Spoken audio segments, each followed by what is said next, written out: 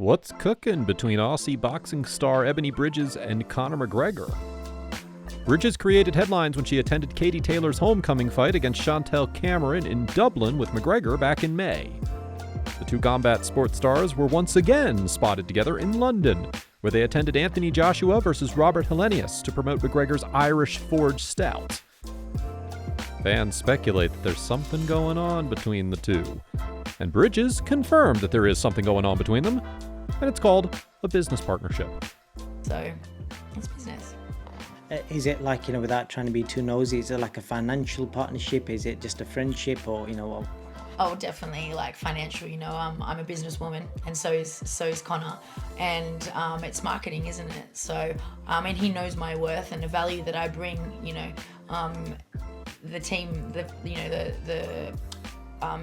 his whole team know that I am an asset, and that, exactly what's happened is exactly what we wanted to happen. Everyone to talk about Conor McGregor, Ebanie Bridges, and push the pictures of me with the Stout, and he's going to, we're going to work together more in the future. So keep an eye out for even more Conor McGregor, Ebanie Bridges stuff, McGregor certainly knows how to market his business, but what about fighting? Now, the U.S. Anti-Doping Agency is notorious for visiting UFC fighters at 5 a.m. in the morning for urine samples, but the rules aren't the same for all players. McGregor, for example, says he's scheduled to fight Michael Chandler in December, but he hasn't re-entered the USADA testing pool yet. The Irishman will have to undergo 6 months of regular testing to be eligible to fight again, so if he is to fight Chandler in December, he'll need an exemption.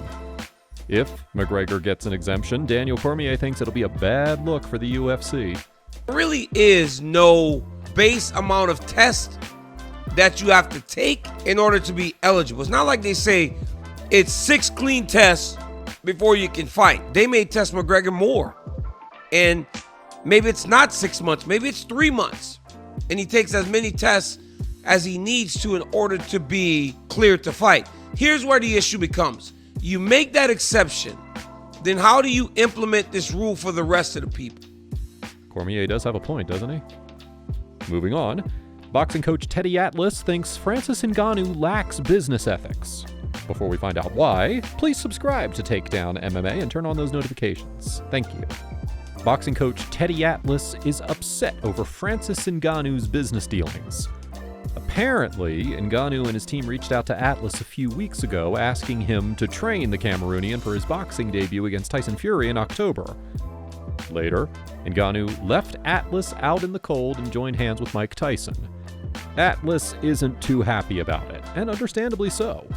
Don't ask me about coming out for a trial, but when you know you made a deal with somebody already, then it's got to feel like, to me, like you're just bringing me out to pick my brain, knowing you're already going another direction, which is your prerogative. Fine.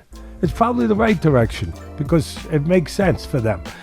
He's comfortable. Beautiful. But be upfront. Mike Tyson is having a great time working with Ngannou, and he thinks the Predator's power levels have increased tremendously, which obviously is not good news for the Gypsy King. Fury's longtime training partner Tom Aspinall also believes Ngannou is a dangerous opponent for his friend. It's going to be much harder for someone who's a bit more it's much harder for a traditional boxer to fight someone more unorthodox. So I can see Francis bringing a few more problems than somebody like an Anthony Joshua would to Tyson. What do you guys think? Jake Paul and Nate Diaz recently went toe-to-toe in a boxing ring, with the YouTuber emerging victorious since he landed the bigger and better shots. It was a fairly entertaining bout, with a bit of Brazilian jiu-jitsu involved as well. But Eddie Hearn wasn't impressed for some reason. It was awful. Don't get me wrong, the event was unbelievable. You've done a great job, brilliant. But when you're talking about, look, mixed martial arts like the back of your hand. I know boxing like the back of your hand. I'm watching that thinking, this is so bad. And the reason that Nate didn't get stopped is because Jake he didn't have the ability, he just doesn't know how to break a fighter down. Cut off the ring, beat him up and stop him. But I give my props to Nate, super tough. At least Hearn was kind enough to admit that Paul versus Diaz felt like it was a real boxing match. Well, I still respect Jake. He's putting the time in. He's sparring. He's doing rounds. the event was unbelievable. The numbers were great. Like, so, and it's still, although it was a boxer against an MMA guy, it was still a fight. It didn't feel like a YouTube event. It had real boxing on the undercard, Amanda Serrano, you know, this stuff. So I like the events, and I think he's doing a great job in that respect. Israel Adesanya thinks Sean Strickland is tough, but not tough enough to withstand his precision and power. Adesanya will put his middleweight title on the line against Strickland in Sydney, Australia at UFC 293. The American is a sizable underdog heading into the fight, but the last stylebender isn't underestimating him. Adesanya knows Strickland is a tricky challenge. He's got a nice guard. He's got a good jab. Also, just to be honest, just crazy. He's crazy. That's the X factor. But again, so am I. I'm just taking this very seriously. Because a man with nothing to lose and everything to gain is a dangerous man. Strickland is known for his showmanship and his unfiltered verbal gymnastics. Pre-fight, Adesanya is okay with trash talk because he understands it's all part of the show. But if Strickland tries to run his mouth inside the cage, he'll have his jaw broken, warns Adesanya. If he's talking to me, he's going to get his jaw broken. Wallahi, he's going to get his jaw broken. Like, because when you're talking, you're not focused on the task at hand. And yeah, look at Costa. Come on, Easy. Roll the clip. Costa going hands behind his back earlier. Come on, Easy. I was physically talking to him. I didn't use my words. I used body language. With Costa, verbally, I don't gotta say, my work would do the talking and he'll feel me.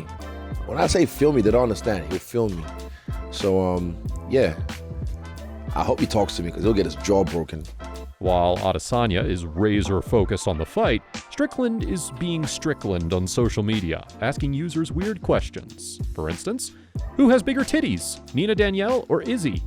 Strickland also doesn't like liberal women. Quote, I can't stand liberal women, and usually I've noticed two things about them. One, their kids always turn out to be weirdos, and two, their husbands just walk around the earth miserable, waiting to die.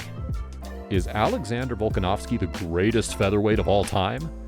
Volkanovski recently made his 5th successive title defense against Yair Rodriguez at UFC 290, whereas he also holds 3 wins against Max Holloway and a win against Jose Aldo. The Aussie's resume, therefore, is goated, according to his former opponent, Chad Money Mendez.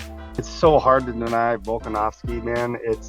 The guy is on a tear, you know, and again, that's one of those guys I have a lot of respect for. He's a cool dude, you know, going into that fight.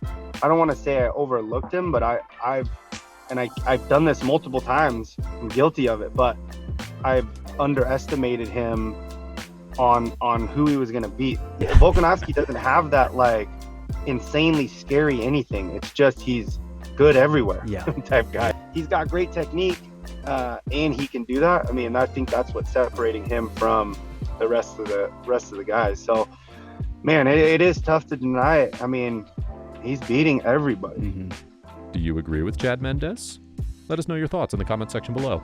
To stay up to date with the latest happenings in the world of mixed martial arts and boxing, please subscribe to Takedown MMA and turn on those notifications.